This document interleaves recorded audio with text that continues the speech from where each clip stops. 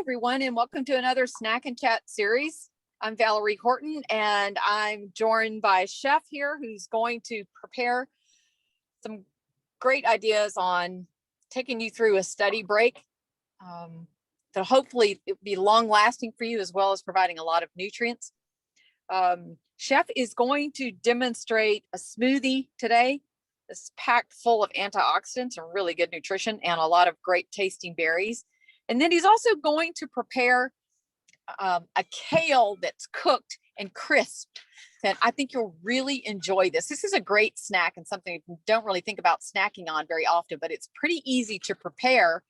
And with chef's tips, I think you're really going to enjoy what he's preparing for you today. So over to you, Chef. All right. Well, thank you all for joining us today. I'm excited and glad to have you here for this next episode within our Snack and Chat series. Thank you, Valerie, for the introduction. And also thank you to Rebecca and Carissa for having me on again. As she said, we're going to do two recipes. One is going to be a kale chip, and the other one's going to be an avocado smoothie. Don't worry, it's not all avocados, so you don't have to worry about I don't like avocados, the texture is so weird, blah, blah, blah. Just try it and see if you like it. And if you don't, then we can find something else for you to do. All right, so the first thing I'm gonna do is going to do the kale chips. It's literally probably as easy as anything. Like it's like making a bowl of cereal. You put it all together, you put it in the oven. It's that simple. I don't know if you're over here for my last series where I did the curry chickpeas. It was kind of like a one in the bowl type thing. It's pretty much exactly the same. So we're gonna do that really quickly. The type of kale you can use, you literally can use any type of kale you want to. Of course, you want to probably be a full leaf kale. I'm going to be using baby kale. One, just because it's cute.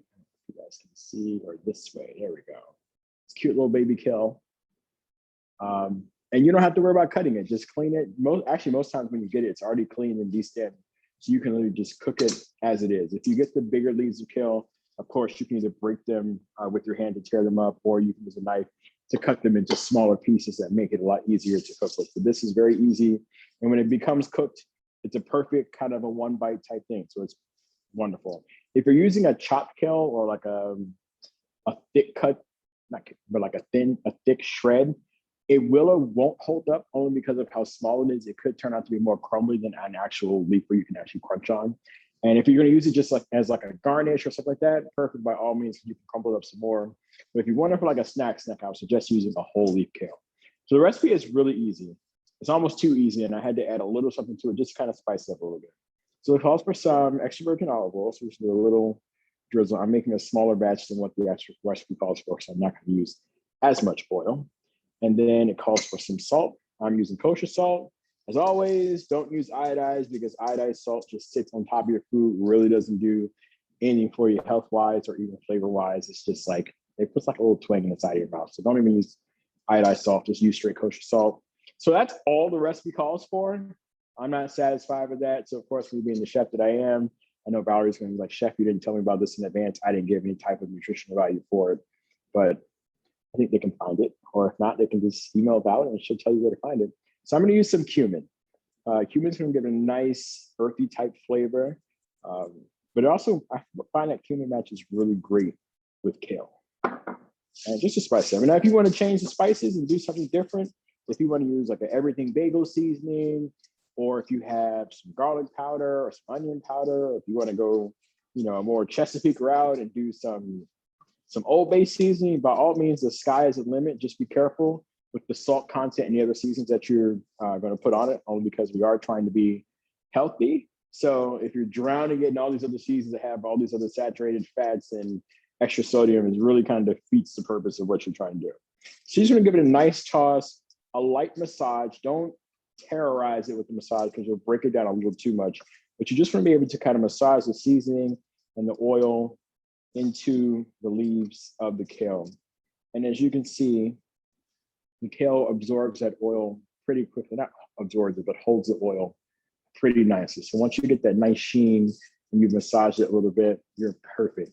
So then you just take this, dump it on a sheet pan, either with some parchment paper or not, in the oven at 325 for about 5 to 10 minutes, and you'll be good to go. So I'm gonna go ahead and pop this into my imaginary oven. And out of my imaginary oven, ding, there are our kale chips. As you can see, the nice crispy chips. I'm gonna crunch one and make a little mess. Oh, drop that one, still on there. So you can see how it just kind of flakes away easily. That's how you want it to be, nice and crunchy, almost like seaweed. All right, so we're gonna give this a taste. Delicious. And you can put this on top of a salad as a garnish. You can just eat it as is.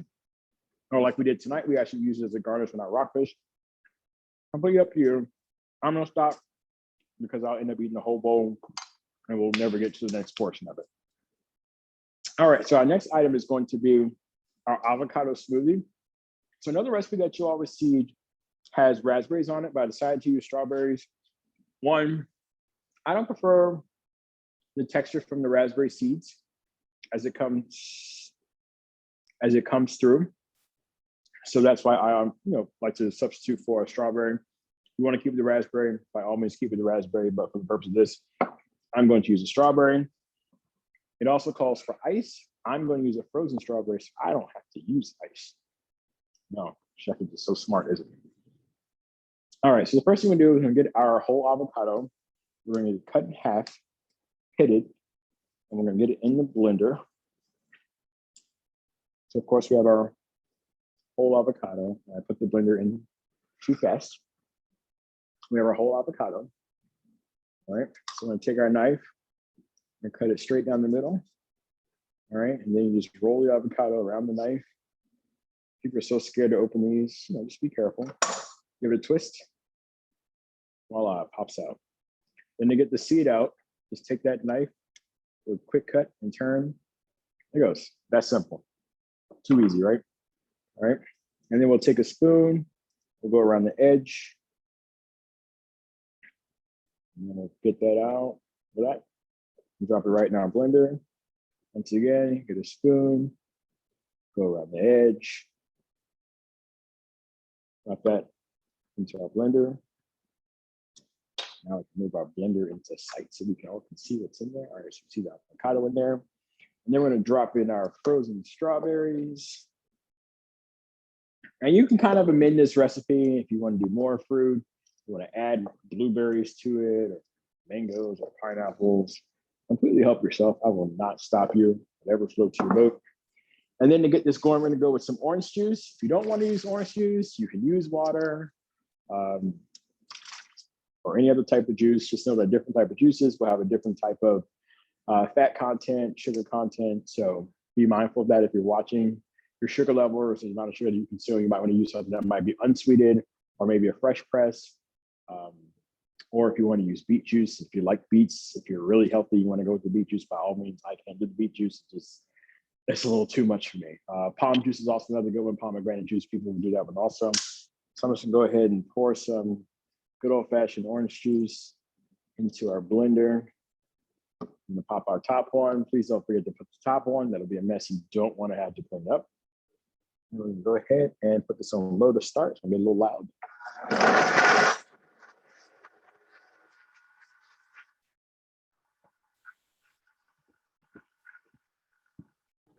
And when your blender makes that noise, that means that it needs more liquid in it. Still try to give it a little stir just to release that. There's normally an air pocket that develops at the bottom of the blender. So release that air pocket and then go ahead and pour in some more liquid. And then I'm gonna put this on high.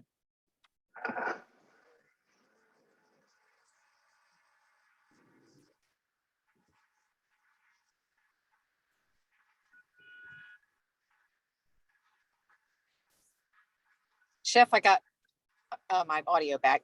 Could you use another juice like cranberry juice in this or pineapple juice? Yes, you could use cranberry or pineapple juice. For sure, it'll change the flavor. Just make sure that you're okay with the flavors that are matching together with the cranberry or the pineapple. For me, I don't really mind what type of juice it is, as long as it's not beet juice. I will drink it. But there we go. So we got a nice smooth smoothie. See, it's not green for all those who are weary about. It's like, oh my God, it's avocado in it. It's gonna be all green. Nope. It's got a nice color to it. It's got a nice velvety texture. All right, let's see. Moment of truth. That's what it looks like. That looks lovely. Yeah.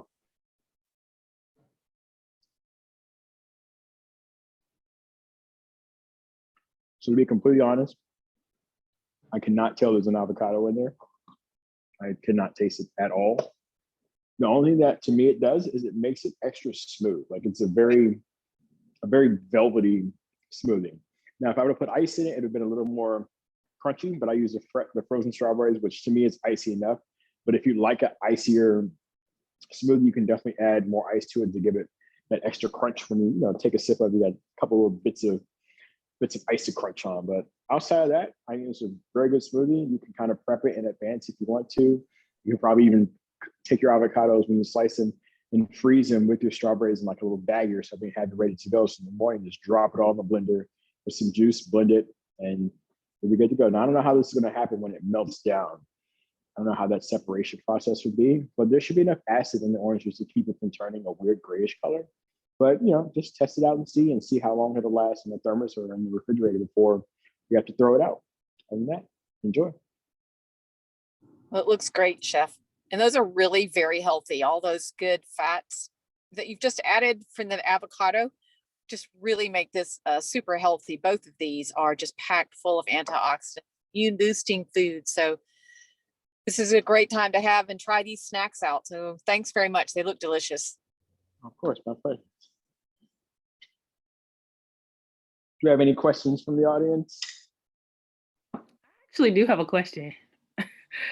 For the smoothie, is it possible to use, because I usually will put like coconut, I have a coconut and almond milk blend. How would that flavoring wise go with like avocados and strawberries or no? I personally don't prefer the flavor of coconut, so I don't eat anything that has coconut unless it's a Girl Scout cookie. Gotcha.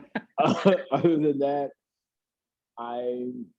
if the coconut flavor isn't too strong where it overpowers the smoothie, I think it'll be fine. But if it's got a very strong coconut flavor, it might overtake everything else you put inside the smoothie and it could be a little coconutty.